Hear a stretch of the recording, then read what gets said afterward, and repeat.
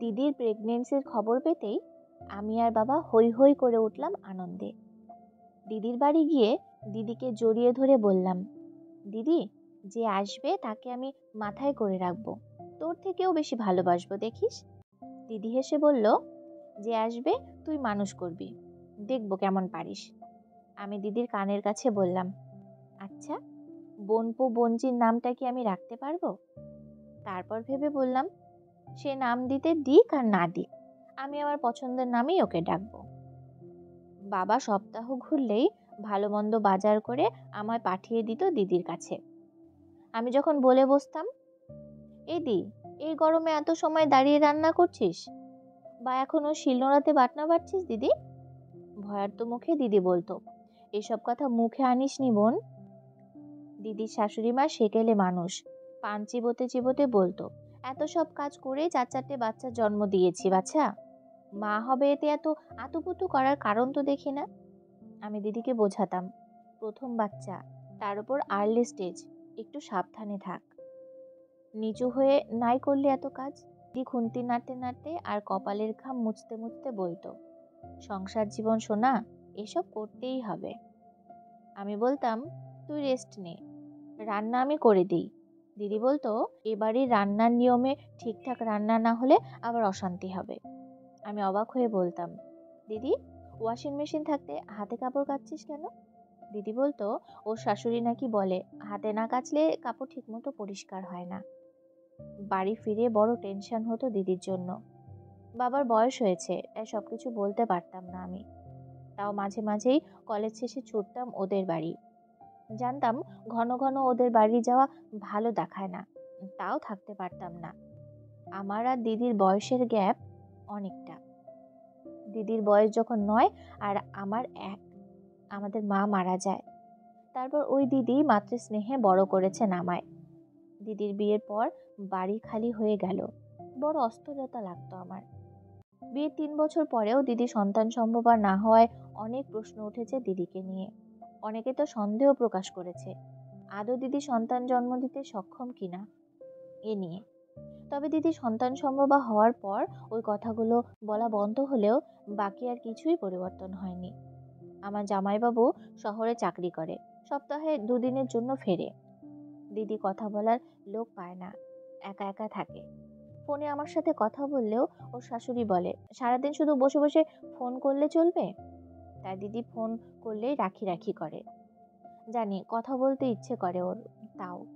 হঠাৎ এক বিকেলে দিদির শাশুড়ি বাবাকে ফোন করে বলল, আপনাদের মেয়ের শরীর খারাপ, নিয়ে যান।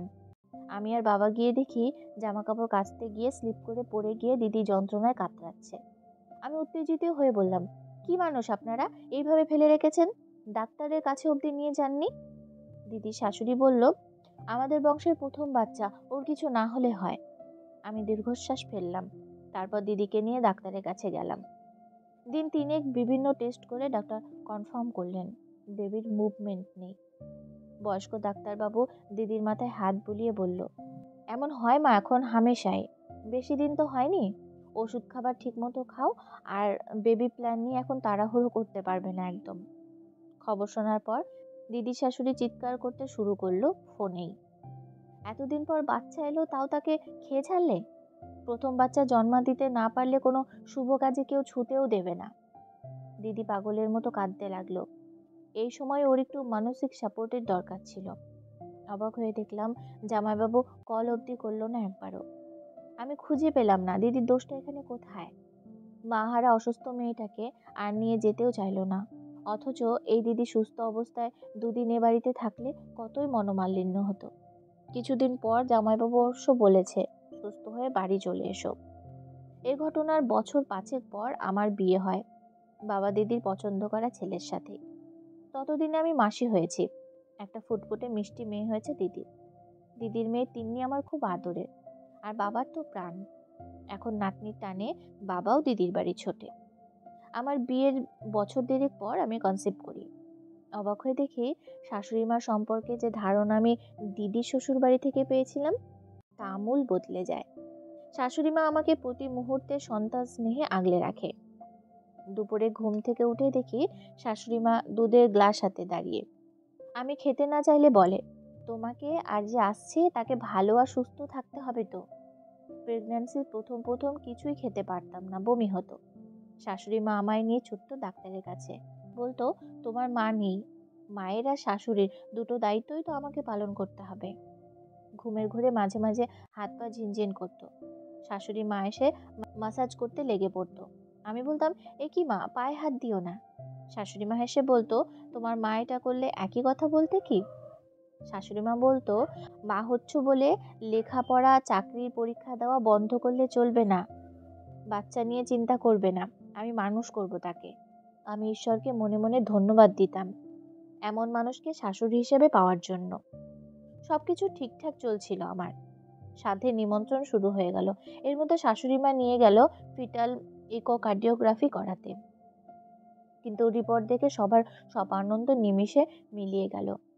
গর্ভে সন্তানের হৃৎপিণ্ডে জটিল সমস্যা, যে জন্মালেও অসুস্থ থাকবে, কিংবা জন্মের পর তার মৃত্যুর সম্ভাবনা অনেক অংশে। ডাক্তারবাবু বললেন, এই বাচ্চা না রাখাই উচিত, থাকলেও সারা জীবন তার জন্য কষ্ট পেতে হবে। কান্নায় ভেঙে পড়লাম আমি। কেউ চায় এতদিন নিজের মধ্যে বড় করা বাচ্চার পৃথিবীর আলো না দেখাতে? ভয় হলো, শাশুড়ি মায়ের সব স্নেহ ভালোবাসা বুঝি আর থাকবে না আমার প্রতি। আমি যে তাদের বংশধরকে জন্ম দিতে পারবো না। আমার স্বামী এবং শাশুড়ি মা ডাক্তারের সাজেশনকে মেনে নিল। 3 দিন হাসপাতালে থাকার পর দুর্বল ক্ষীণ শরীরে বাড়ি ফিরলাম। আমার স্বামী প্রতিটা মুহূর্তে সাথে থাকলো আমার। তবুও আফসোস রয়ে গেল, মা হওয়া যন্ত্রণা সহ্য করলেও মা ডাক শুনতে পেলাম না।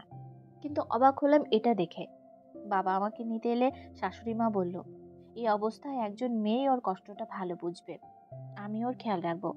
আপনি বরং এ বাড়িতে থেকে যান, আপনার মেয়েরও ভালো লাগবে একটু। আমার চোখ থেকে জল গড়িয়ে পড়ল। শাশুড়ি মা চোখের জল মুছিয়ে দিয়ে বলল, এমন হয় মা, প্রচুর মেয়ের প্রথম বাচ্চা মিসক্যারেজ হয়ে যায়, এতে তো মায়ের দোষ থাকে না। তুমি সুস্থ হয়ে ওঠো, মা হওয়ার তাড়া নেই কোনো। আমি আমার ছেলের সাথে কথা বলে তোমাকে কম্পিটিটিভ পড়ার জন্য একটা কোচিং সেন্টারে ভর্তি করে দেব ঠিক করেছি। সেদিন আমার শারীরিক কষ্ট হচ্ছিল ঠিক, কিন্তু মানসিক চাপ অনেক কমে গেছিল। জড়িয়ে ধরেছিলাম শাশুড়ি মাকে। আসলে মিসক্যারেজ হলে সবচেয়ে বেশি কষ্ট পায় মা, যার শরীরে একটু একটু করে বড় হচ্ছিল তার সন্তান।